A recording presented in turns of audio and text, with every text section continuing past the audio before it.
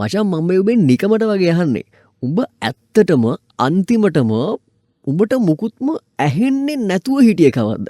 Scene එක මේකයි. උඹ හිතනවා උඹ සද්ද නැතුව ඉන්නවා කියලා. ඒත් මචං උඹ මේ වෙලාවේ සද්ද නැතුව හිටියත් උඹේ වටේ නොයිස් එකක් තියෙනවා. AC එකේ සද්දේ, ෆෑන් එකේ සද්දේ, ෆ්‍රිජ් එකේ සද්දේ.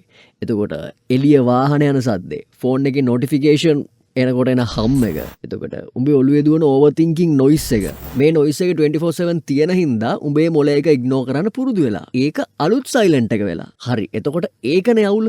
එතකොට මෙන්න කේස් එක. උඹේ මොලේ දැන් ඒ නොයිස් එකට ඇඩික්ට් වෙලා තියෙන්නේ. ඇයි උඹ තනියම ඉන්නකොට ටීවී එක ඔන් කරන්නේ? ඇයි උඹ වොෂ්රූම් එකට යද්දිත් ෆෝන් එක අරගෙන යන්නේ? ඇයි උඹ වැඩ කරනකොට හෙඩ්ෆෝන්ස් දාගෙන සින්දු අහන්නේ? මොකද ඇත්ත නිශ්ශබ්දතාවය આવොත් උඹේ මොලේට පිස්සු හැදෙනවා. ඌට ඉන්පුට් එකක් නැති වෙනවා.